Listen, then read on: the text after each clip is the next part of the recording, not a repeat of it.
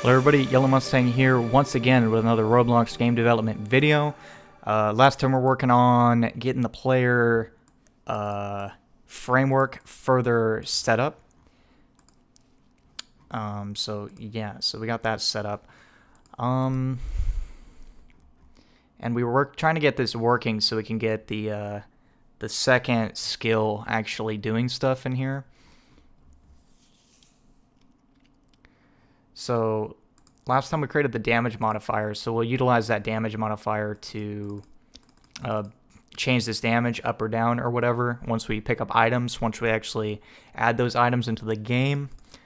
So function create blast character. I think we need to reference, maybe we can send over the player too. So create blast. What if we just send over the player? And then we can just pull the character from the player, and that way we don't need so many arguments. Yeah, so it just pulls it right here.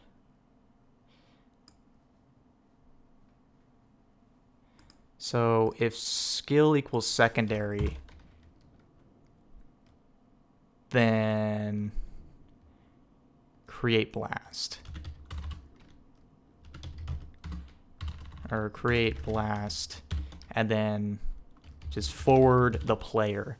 Is I think that's all we need. So all we need is a signal and the player, and then we can do everything we want to do. So we can do local damage modifier equals player dot damage, player dot modifiers.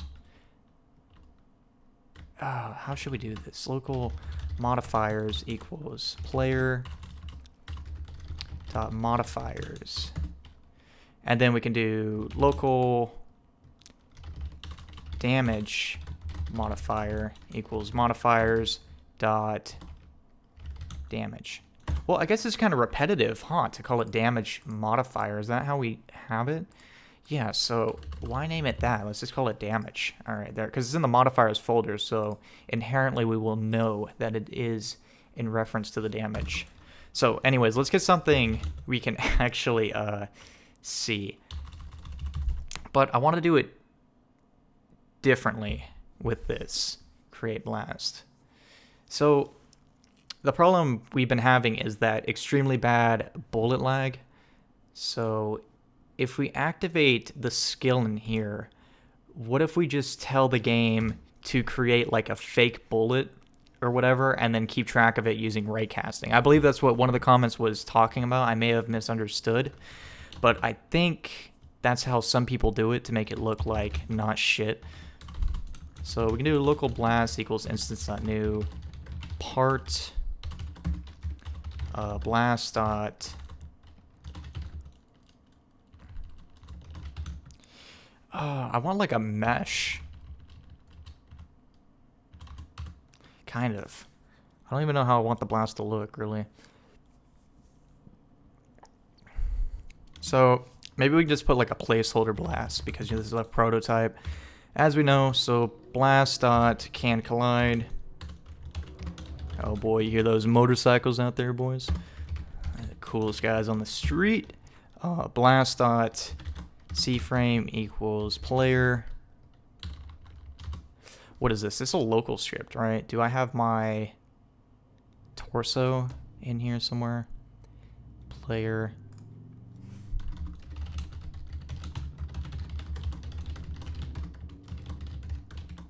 Would torso be a good one to go off? Maybe we should just go off a root.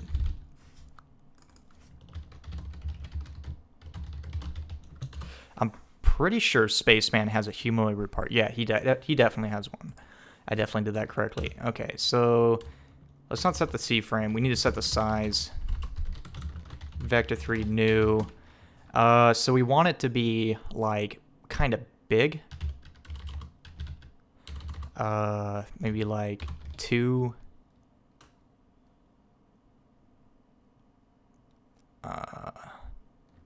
Two, and then 5.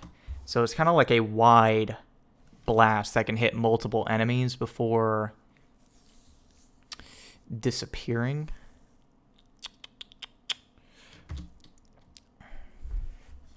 I mean, I guess that works. The problem is that I'm thinking about for this is the raycasting for the blast is going to be kind of complicated because it's not just a thin bullet. We're going to have to raycast from multiple points to see what would actually collide with this, but whatever. Let's just get this working first. So blast dot blah blah blah, blast dot color. I'll do brick color equals brick color dot new gold. Blast dot material equals enum dot material dot neon. I think I'm overthinking a lot of this stuff, and I should just send it and just see what happens. Okay, so now we can set the blast dot parent to be workspace. Yeah, so it'll be workspace. And then we can do blast.cframe equals root.cframe times cframe dot look vector times 2. I think. I'm pretty sure that's going to put, oops, not that, root.cframe.lookVector. I think that should put it 2 studs in front of our character based on which way we're turned. No. Wait, yes, that'll be fine. Okay, so we'll create this. This will be locally fake. And then we'll do a body velocity value.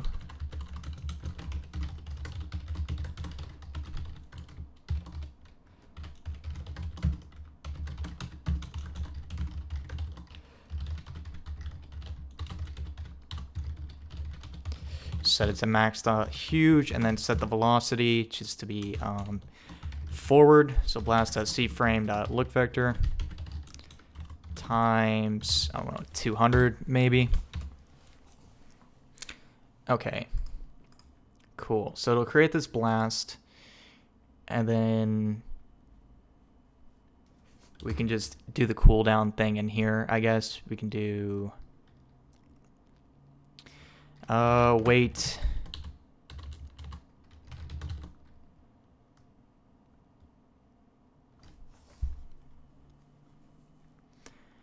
Oh man, we also need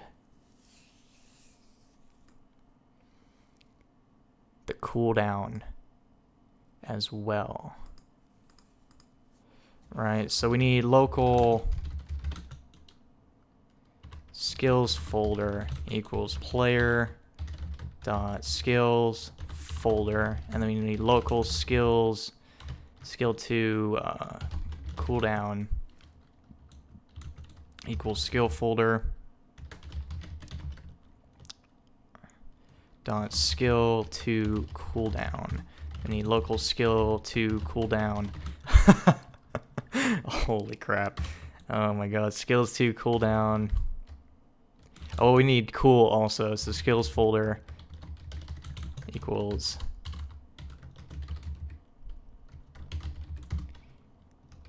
and then what was that last one we created? Skill 2 cool, skill 2 current cooldown. God, this is a lot of variables.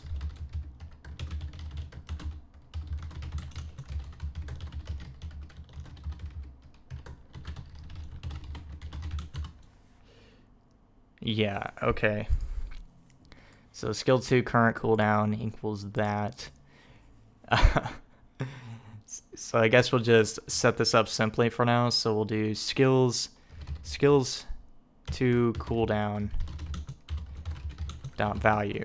So wait the value, and then we'll do skills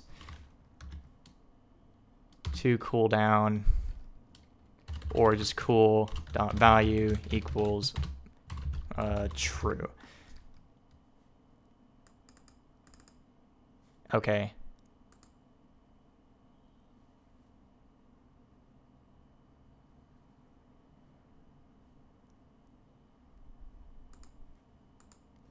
Okay, yeah, so this shouldn't be set to false in here because that's not going to replicate on the server very well. Yeah. So we don't want the player actually doing anything involving the cooldown. So we'll create blast right here, and then we can do, we'll set the value. So skill 2 cool.value equals false after we shoot. And then it'll wait the cooldown time, and then we can shoot again. Let's see how that works. Oh god, of course. Skill 2 current cooldown. Skill 2, oh, I spelled it wrong.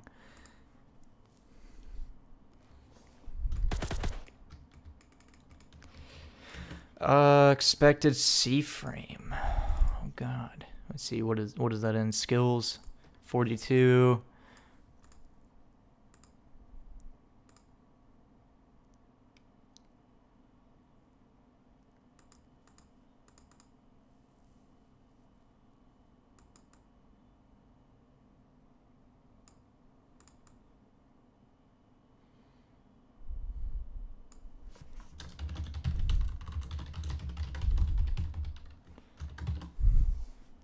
That puts it in front of it, right? No, we want to subtract it. Yeah, less is more. Okay, let's try it like that.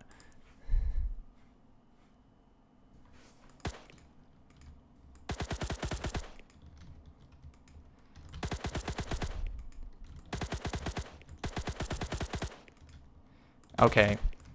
I really like the responsiveness of it, I would say. That definitely looks good. We're gonna need to create a module script for these guys also, I think. All right, so I do like that, definitely.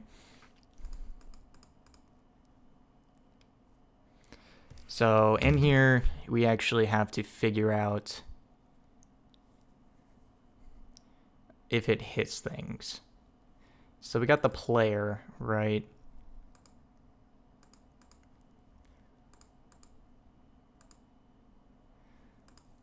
And we're going to have this bullet, and we need to raycast to figure out if the bullet's going to hit anything. So let's just start with a simple raycast, and maybe we can go for there. So local ray equals ray.new, starting from the player.torso position. So let's go ahead and grab the character, I guess. Man, this is getting complicated. So local character equals player.character. Local torso. Or no, we want to pull the root. So local root equals character dot humanoid root part. So we can go root dot position as the starting position, and then we can just raycast straightforward.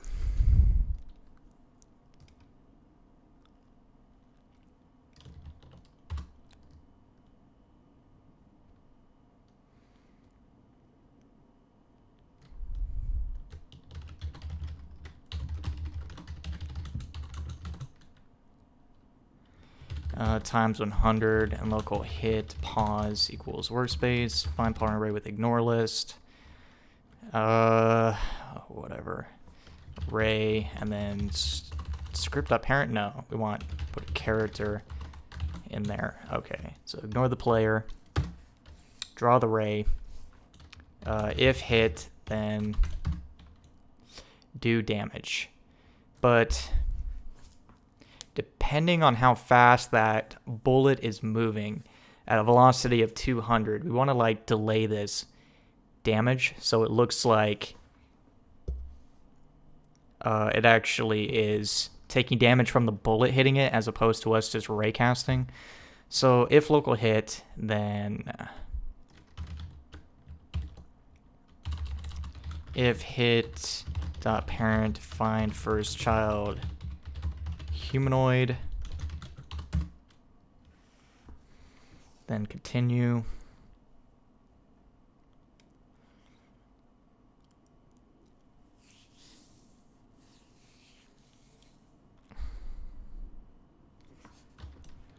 All right, so humanoid, and then we will do like wait. We don't want to interfere with this cooldown though. That's the thing.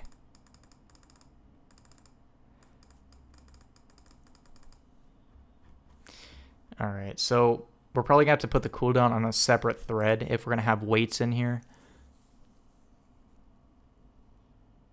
Yeah, we're gonna have to make this script multi-thread within itself, even from the same call. Let's go ahead and set up a module script in here, I guess, to handle our quarantine creation, because now we can put into use what I learned from my research in that tutorial. So call this spawner, I guess, or let's call it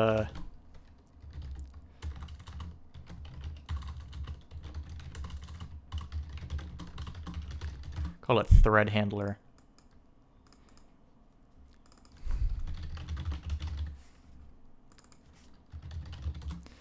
Okay. And then we'll do thread handler dot whatchamacallit. Do function thread handler dot spawner.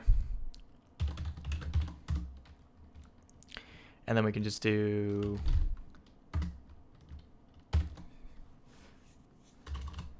quarantine.wrap function.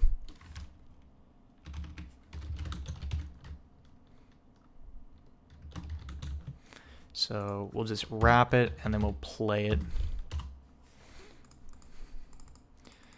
I think that's how you do it. That should be fine. So now in this we can go ahead and require that. Do local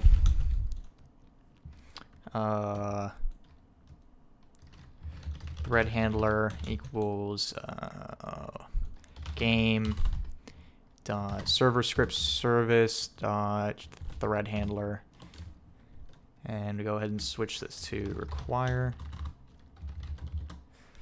Okay, so require that module script, so now we can easily put this on a separate thread.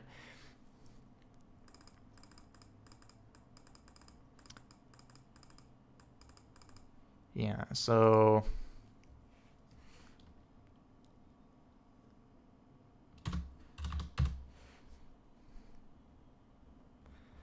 maybe we should create another function to handle the skill thing. So function, cooldown function, player skill. Okay.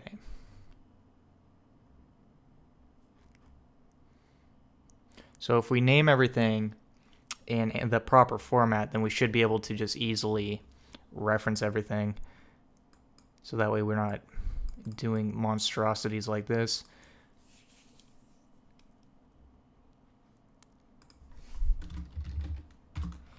So, well, we want cooldown to be first.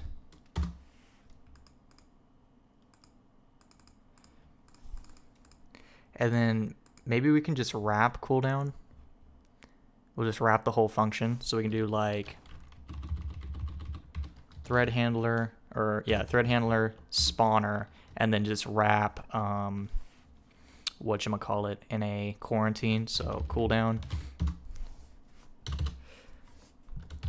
I think we can just go ahead and send that. Let's make sure we test this before we get too far. Cooldown ran. Wait 1, whatever. Let's make sure everything is good.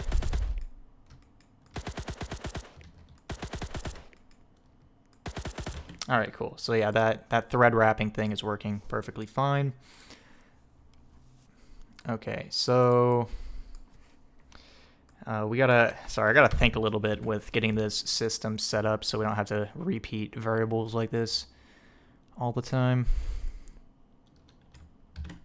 So let's just pull this shit out of here.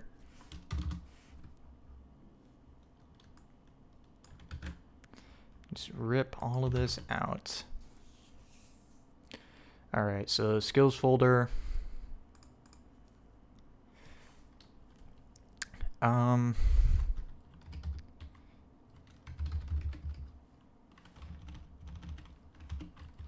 I've never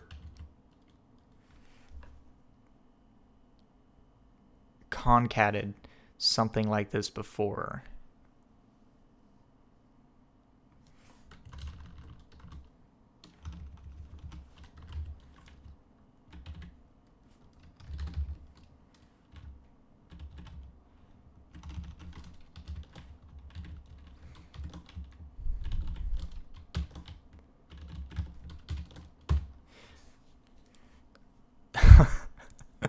That's probably super janky, but hopefully that works. Oh man, we're already over 20 minutes, unfortunately, so we'll have to continue this next time. But I would like to thank you guys for watching. Please like and subscribe, and I will see you next time.